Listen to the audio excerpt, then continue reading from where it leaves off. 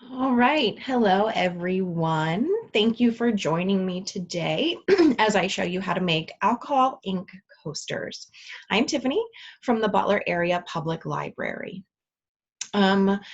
When you first join in, if you're joining for the live class, the microphones are going to be muted for all of the participants. And then I'm going to go ahead and do the demonstration.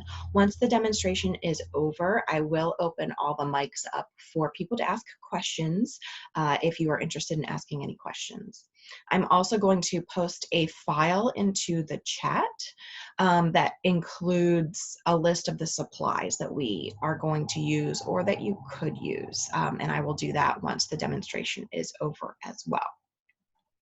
All right, so today, as I said, we're making alcohol ink coasters. And most of the supplies that you would need to do this are available to purchase online, with the exception of rubbing alcohol. So the first thing we're going to make sure that we have are plain white square tiles. And these have a glossy finish. You can purchase ones that have more porous finish, but I find that the glossy finish ones work best for this particular project. These tiles were purchased at a local Lowe's. You can order them online from Lowe's and Home Depot. You can also order them online from Amazon. So you should be able to get these delivered right to you with no problem. The other big thing that we need are our inks. These are bottles of alcohol ink. You can see that they're very small bottles. That is because you do not need a lot. These particular alcohol inks, the brand is Ranger, and they come in packs that look like this.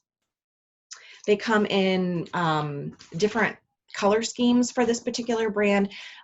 These were purchased from Michael's. You can order them from Michael's online, or you can also order alcohol inks on Amazon. There are several different brands. Some are a little bit pricier than others. As I said, this particular brand is Ranger. Then we need rubbing alcohol. It's recommended that you use 91% rubbing alcohol, which can sometimes be a little bit trickier to find. And that just means that it has a higher percentage of the actual alcohol and less water in it.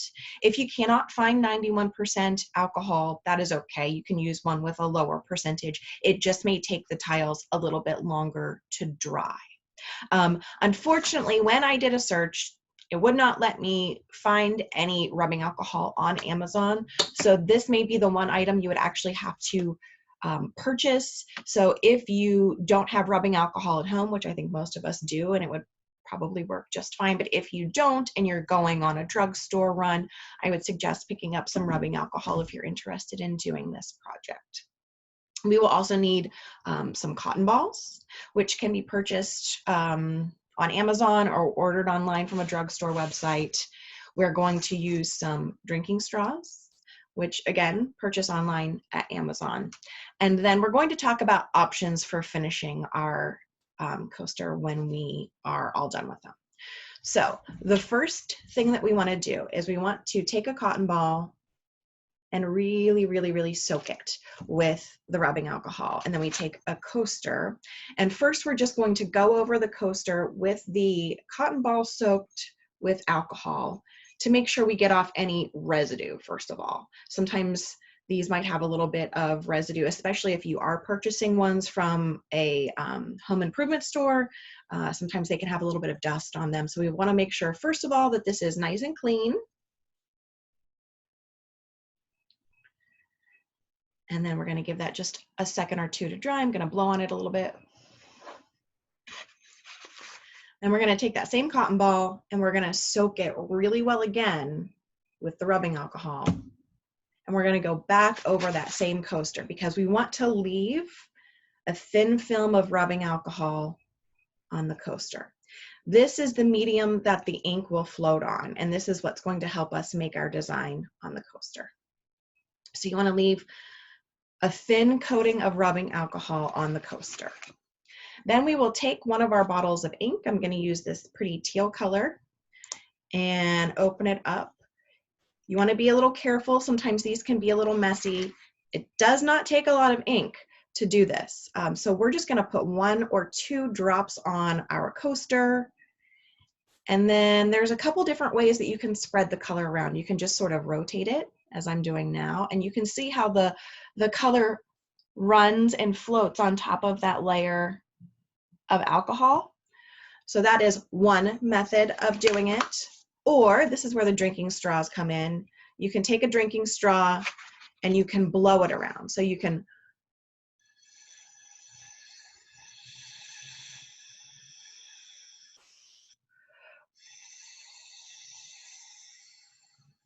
and that lets you spread it around a lot more thinly.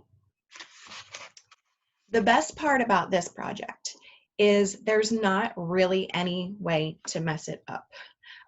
You can use one color, you can use multiple colors. So I'm going to show you what happens when we put a couple of dots of red or pink on here. And again, we're just going to spread it around. You may get the dyes on your fingers, and usually that ink will come off of your fingers with a little bit of rubbing alcohol. All right, so there's our pink. I'm going to use the straw again to blow it around a little bit.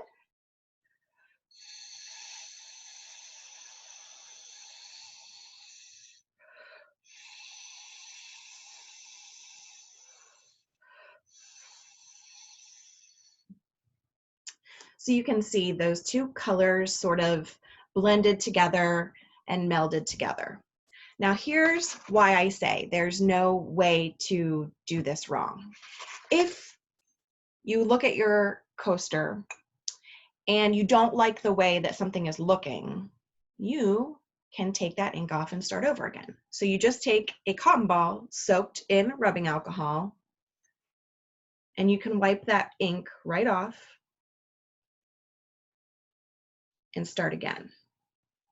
You can also use that to make designs.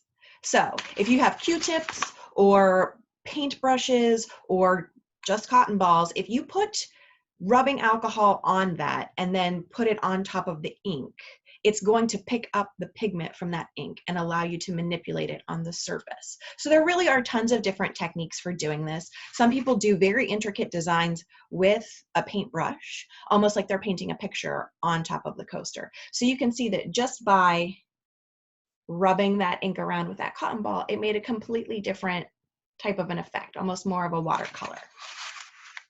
And you can just keep layering and layering and layering different colors and different designs. Most of the colors are just straight inks, but I actually have a couple of metallic inks as well. And they do have mixer balls inside of them. So we're going to mix this up, and I'm going to show you what it looks like if I put a little bit of gold metallic ink on top of this.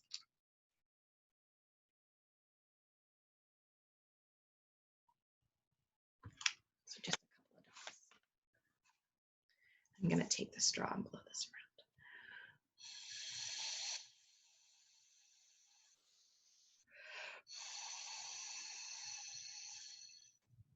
All right, so you can see that just by adding a couple of gold accents, it totally changed the way that my tile looks. Now, eventually, your tile is going to start to dry. If you are not done working on the tile in terms of layering your design and layering the ink colors, and you notice that it is starting to dry, you can just take another cotton ball, soak it with the rubbing alcohol, and then just kind of drip it a little bit over top to add a little bit of extra wetness to your tile. And then you can just keep adding color to it then. So you can see I just dripped a little bit more on there and put some ink, and I'm rotating it all around. Different methods are going to produce different results. You can layer as many colors as you want on there. You can leave it sort of sparse like this one. If you want to make it more artistic looking, you can do different color schemes. So if you are making these for a gift for someone and you want to match the color scheme to whatever room, whether it's dining room, living room, whatever, you can do that. You can You can manipulate the color scheme any way you want. You can even let the ink kind of go over the edge of the coaster so that the edges are colored as well. Now, once you are satisfied with your design, it is really important that you let this dry completely. I recommend putting it up and letting it dry for an entire day.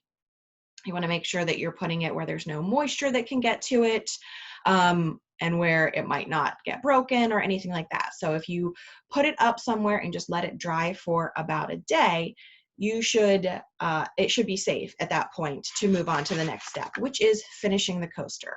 If you actually plan on using these as coasters, it is really important that you do some finishing on them. First of all, with these tiles that I purchased at the home goods store, the building store, they're literally tiles that you would use to tile your walls in your bathroom or your kitchen or something like that. So they have very rough edges. And if you're using that as a coaster on a table, of course you don't want rough edges or it's going to scratch up the surface that you're using it on. So you have a couple of different options. You can actually purchase stick-on cork backs that you can have measured the same measurement as your coaster, and it would just completely cover the back. That is a very good option. You can purchase tiles that are already made into coasters and use that for this project. Or you can purchase these little felt feet and stick them on the corners. I think that probably for the coaster, you want the cork back because it's just going to absorb any condensation you might get.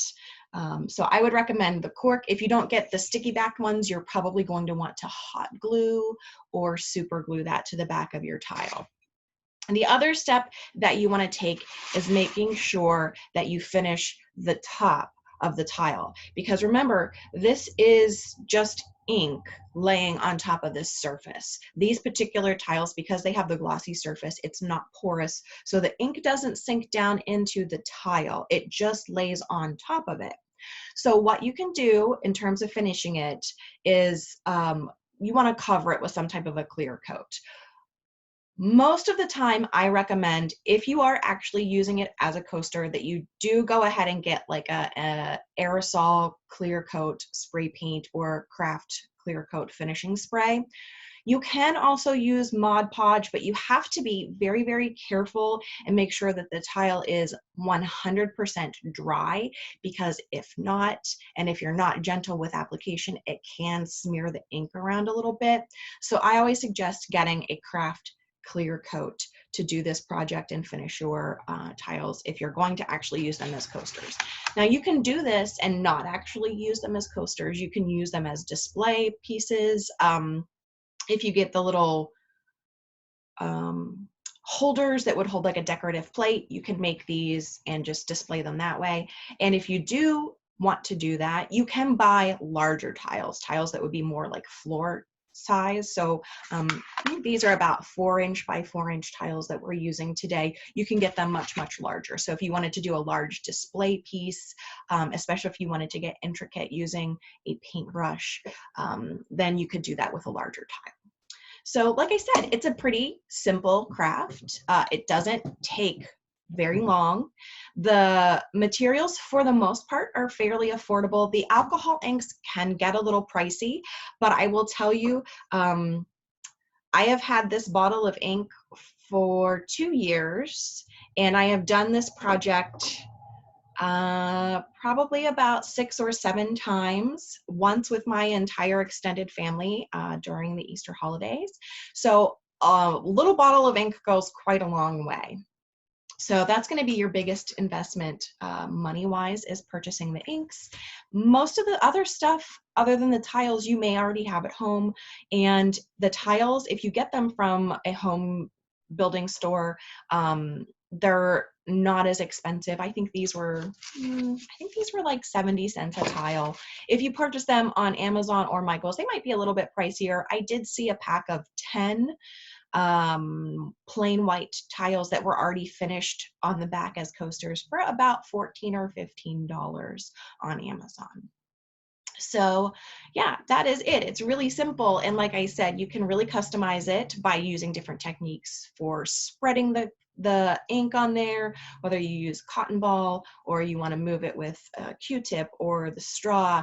If you're doing bigger pieces, you could even get a blow dryer out and use that to move the paint and the ink around on top of the coaster. So yeah, that is my demonstration, and I'm gonna go ahead and open up the mic just in case anyone has any questions.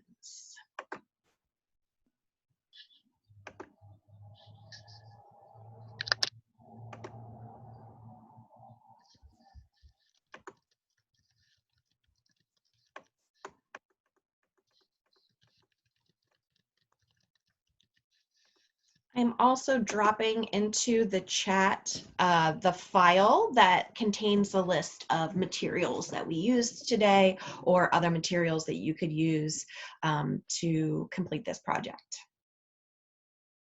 So I did go ahead and record this so that it can be accessed later. I think I'm going to try to put it up on the library's YouTube page so that we can keep it up there. As I said, I'm Tiffany from the Butler Area Public Library. If you have any questions about this particular project that we just did, or any questions about the library in general, finding any type of information, accessing any of the services, or just general reference questions, you can contact me by email at tharkleroad, that's THARKLEROAD at bcfls.org. Okay. Well, thank you so much for joining me today. If you do this project, I would love to see how it turns out for you. So, if you complete it and you like what you have created, please feel free to share pictures either on our Facebook page or if you want to email them to me, because I'm really excited to see what you guys are able to create. All right, thank you so much for joining me. Have a great day.